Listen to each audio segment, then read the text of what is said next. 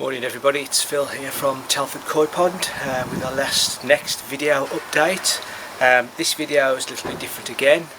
Over the last few weeks I've been been asked lots and lots of different questions about previous videos, and some of those questions, if you like, I've banked, and I'm going to cover some of those off today. So before we start, a couple of things that you might notice if you just want to pan around to the garden. The garden's looking extremely bare compared to last time. So thinking about the end of the season coming up, with all the plants and flowers and everything going over, taking all the plants out, the planters, stripped all the climbers down, and just generally started tidying everything up. So it is what it is. It's a shame, but there you go, they don't last forever. The other thing is, when we look at the pond's been a bit stirred up, and the reason for that is I've been vacuuming the pond this morning. I've just this second finished vacuuming, and therein lies a story. If you look a couple of videos back, you'll see that I treated myself to an Oasis Pond Vac 4, and I did a review of it. Started to do a review of it, used it a couple of times, just felt like something wasn't quite right with it, so I had a real good session with it. You know, stripped it all down in terms of making sure everything was put together properly and, you know, used properly, everything was set up properly.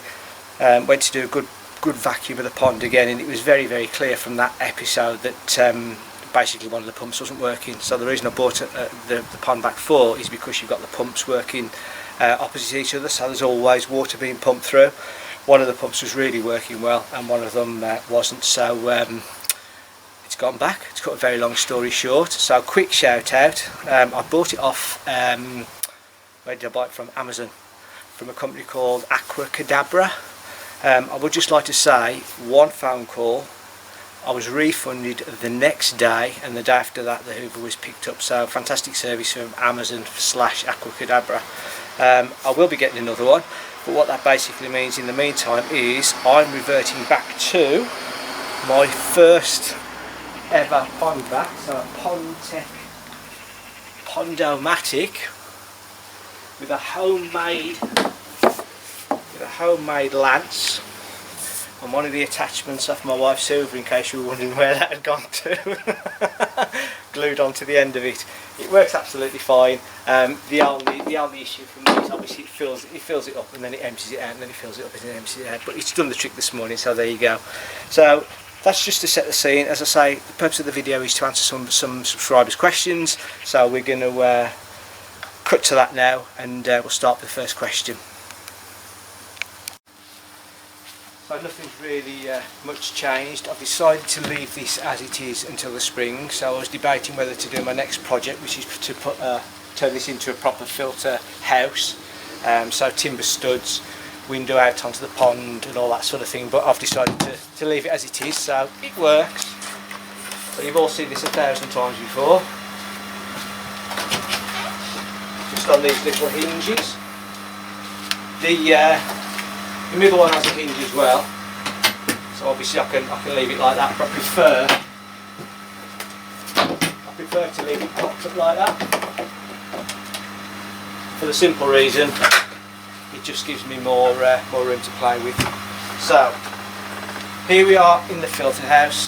First question.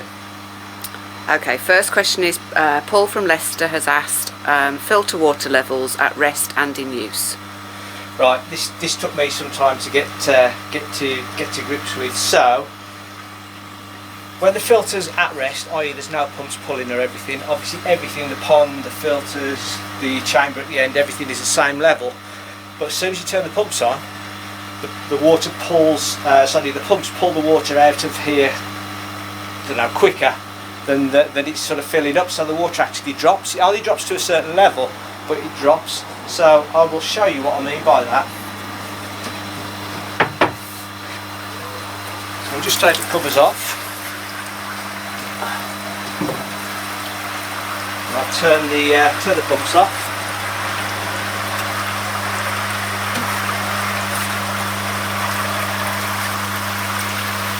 So I don't know whether you can see this, but the water's actually filling up.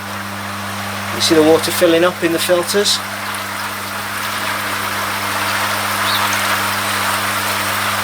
So while there's no draw through the filters, everything is at the same level.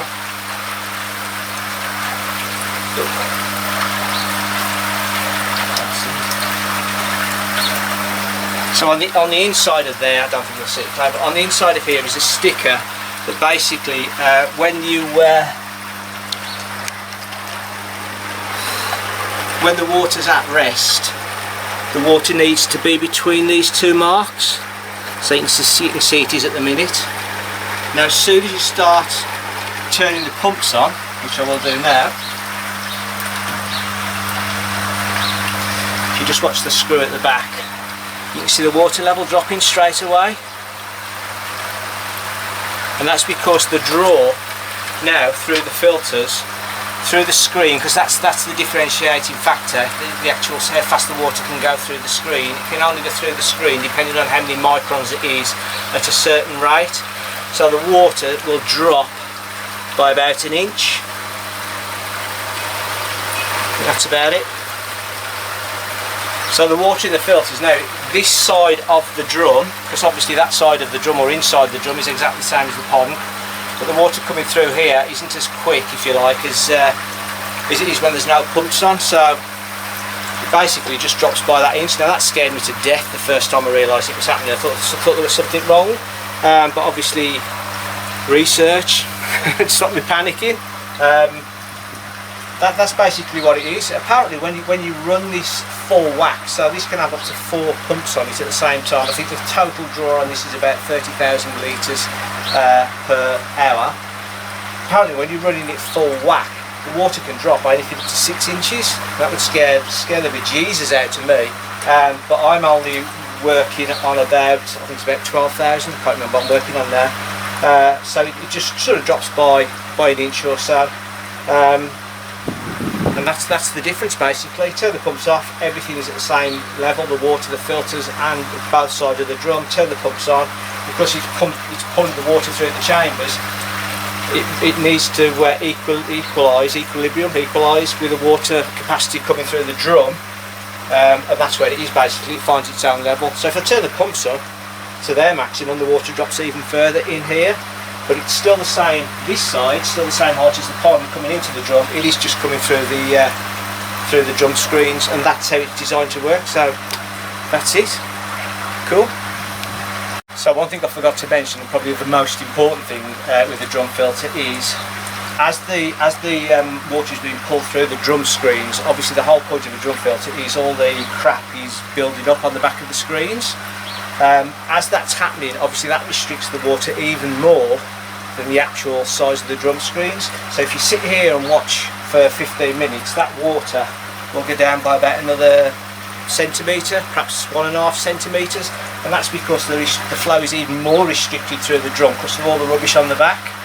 Now when it hits its cleaning interval, so I've got this set up for every 20 minutes, obviously what happens then is the drum swivels, the jets clean all the rubbish off the back of the drum into the waste tray, which then goes down to waste. And then if you watch the water after a clean, the water then starts coming back up again because there's more water can come through the screens.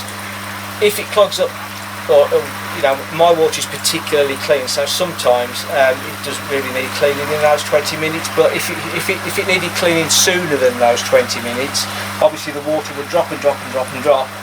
It wouldn't be time for a clean, but the water sensor, the low water sensor, sorry, I don't know if you'll get that, but the low water sensor in there, which is basically this, which would hit the bottom. You can see that, I don't know if you can see that moving up and down, but that would hit the bottom and that would trigger a clean as well.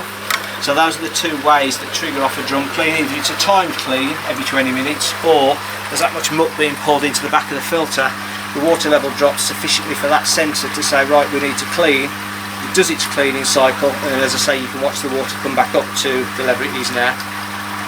So sorry for missing the most important bit. Catch you in a bit.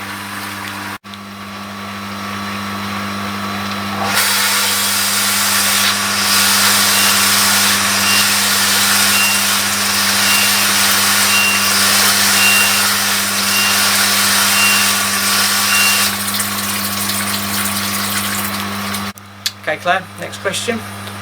Next question is from Darren in Ironbridge. Wants a bit more information about your trickle in and trickle out. Okay, my trickle in and trickle out is possibly about as simple as you can get it. It is literally a hose pipe running into the individual chamber, and then a hole cutting my rodding point over there to release water out. So if I can just show you this.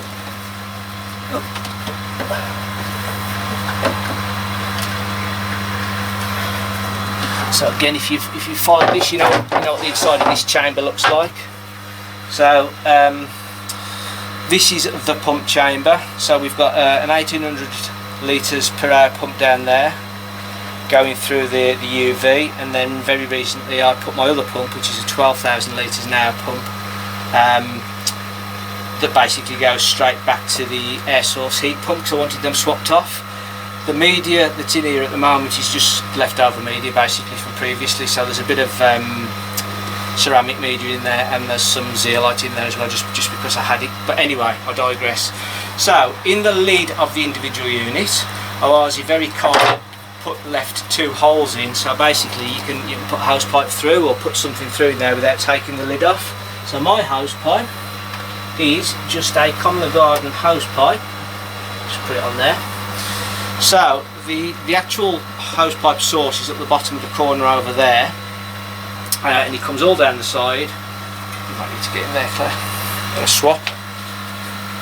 So what I have, where it comes into basically is a 3-stage filter, just a normal bog standard 3-stage filter.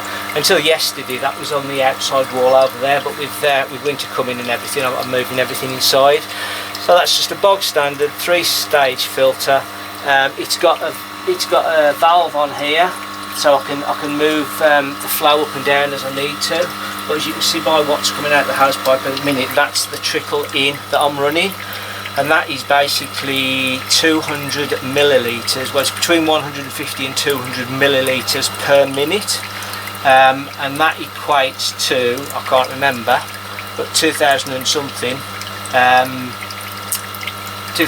litres. But bottom line is, it's between 15 and 17% of the whole pond turned over every week.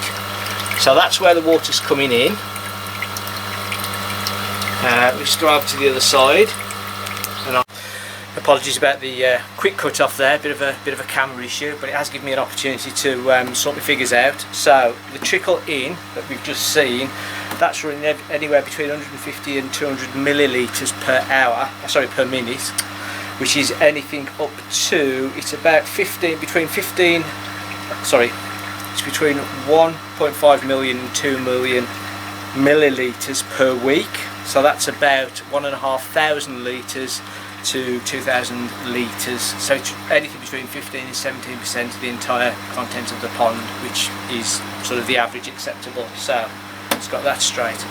Moving on to the trickle out. When I built the pond, the 4-inch supply comes up through here, and originally I was just going to have a swept bend straight into the filter, happy days.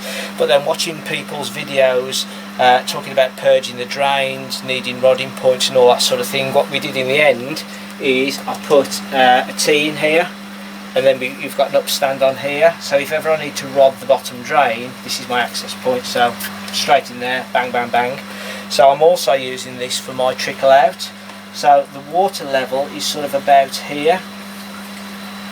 So what I did, drilled a hole, put one of these easy seals in, and then there's a bit of 1-inch pipe there, 90-degree elbow, 1-inch pipe, 90-degree elbow, and then obviously it's straight into waste. So all of this is glued outside, and inside here, I just really don't think you'll see it clear, but inside here, stuck onto the end of this 1-inch pipe that goes through is a 90 elbow, and that's not sealed.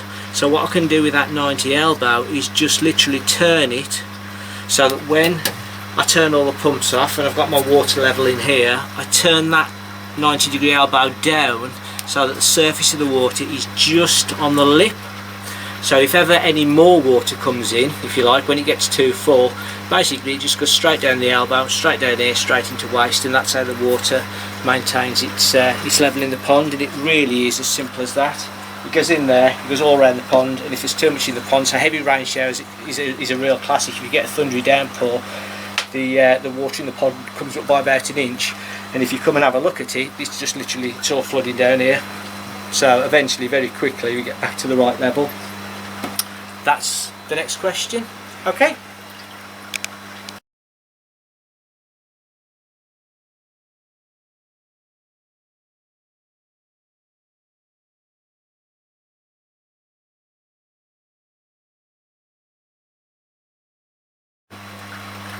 So the next question is from Tracy in Wigan, would like an update on your RO. Okay, Tracy in Wigan, thank you very much. My RO, reverse osmosis. Again, if you watch my other videos, you'll know that when I went to the BKKS show in Coventry, I bought an RO unit. And the reason for that was, living where we live, our tap water is absolutely shocking. The lime scale in it, the hardness of it, it's like it's chewing on a brick. It's really poor. I don't know how it's even legal to drink. But what happened is, normal tap water coming in, when I first started doing all this, GH was 18. My total dissolved solids TDS was about sort of 350, something like that, so pretty high, but I thought livable.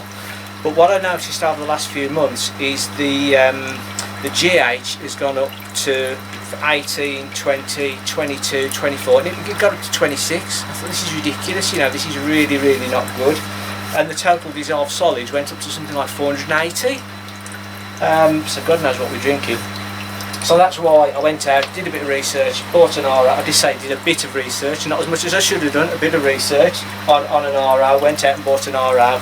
Now the good thing about the RO is I've had it running for, well, since the BKKS show, so however many weeks that is, 3 weeks, 4 weeks, and the TDS, the total dissolved solids, has come down from something like 400 to 250 now. And my GH is down to 12, so there's absolutely no doubt at all that these things work. Brilliant.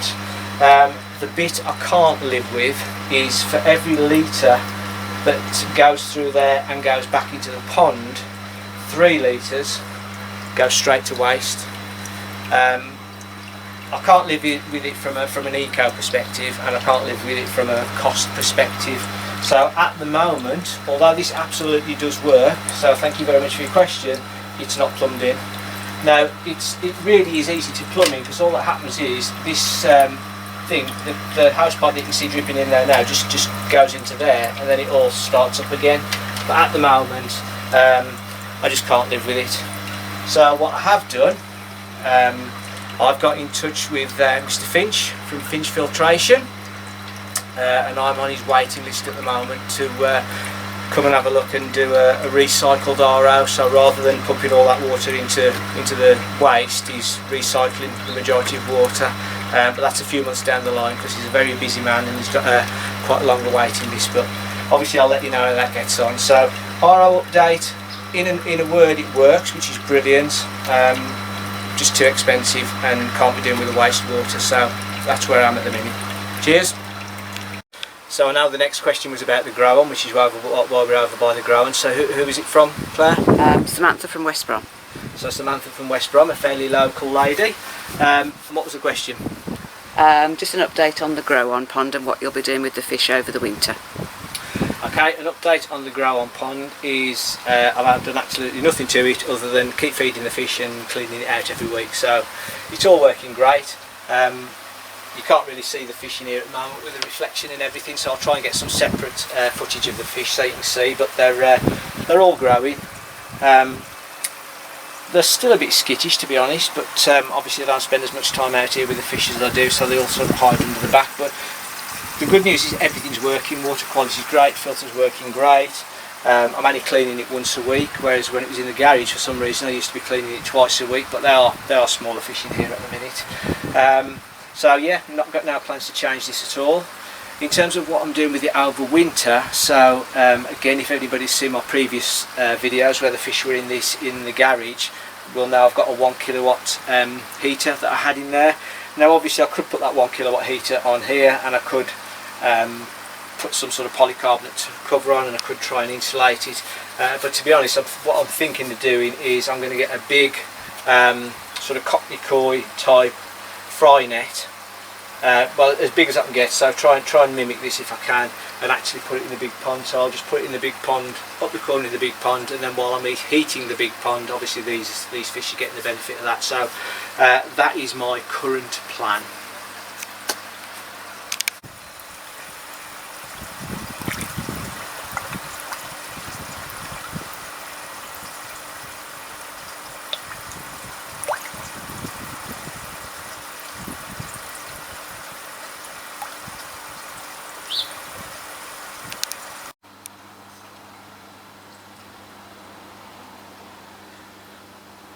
So there's my little babies. As you can see, not so little anymore. I've just turned the air off from the bottom drain, so they're a bit spooked. They're on the bottom rather than coming up. And as I mentioned earlier, if you can see the bits and pieces floating around in the water, it is because I've not long hoovered the pond. So just wanted to give you a quick update on the skimmer. Again, people have been asking how the skimmer's working. As you can see, it's really good. It's working absolutely fine. The only thing I've done to it is there's a sponge, black sponge, that fits in the bottom of right at the bottom of the skimmer.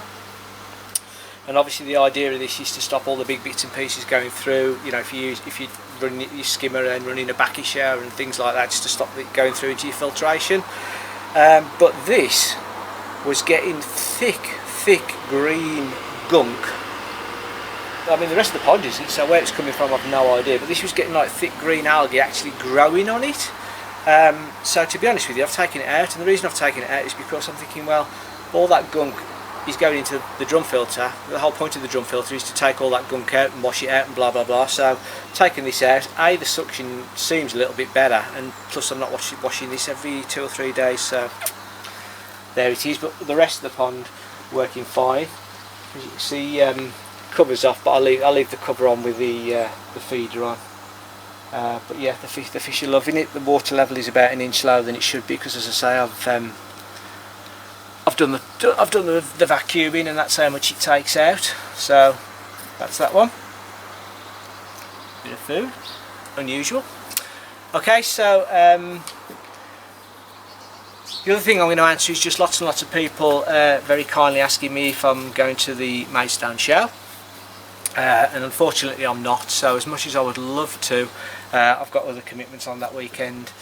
The fish, the pond and everything have been taking up quite a lot of time over the last few weekends, and I need to catch up on a few bits and pieces. So no, I'm not going to the Maidstone show. I'm sure you'll have a thoroughly wonderful time, and I will look forward to seeing all the videos. But I will be going to the Birmingham Koi show. I think it's the 2nd and 3rd of October in Dudley. Which is fairly local to me, fortunately, so if anybody's going to that show, I'll look out for you there. And I think that's it really. The only other thing I want to mention is I've had an absolutely fantastic response to the competition that I put out last week. It's kept me busy, keep responding to people. I've never had so many things to respond to, but yeah, loads and loads of interest in the competition. I think every man and his dog who subscribes, thank you very much, has taken part, which is brilliant. If you're watching this video for the first time and you haven't had a go in the competition, then please do. Just have a look at my last video. It's running all of this week, so I'm going to do the draw Saturday or Sunday, depends what my availability is, but I'm doing the draw this weekend coming. And then obviously I'll be putting a video out straight after that, just so the competition winners can then see who they are and get in touch with me. So we've gone way over the 1,500 subscriber mark now, and we're sort of steadily heading towards 2,000, which is absolutely fantastic. So another competition coming soon, but you know, just a massive thank you to everybody. It really makes the hobby far more enjoyable when you know, you've got people of the same mind, commenting, communicating, making suggestions, passing on their knowledge. It really is fantastic. So yeah, big thank you to all my subscribers. If you're watching this, as I say, and you haven't subscribed already, please do. Would love to have you on board. There's lots more to come, and yeah, happy days. So I will see you on the next video.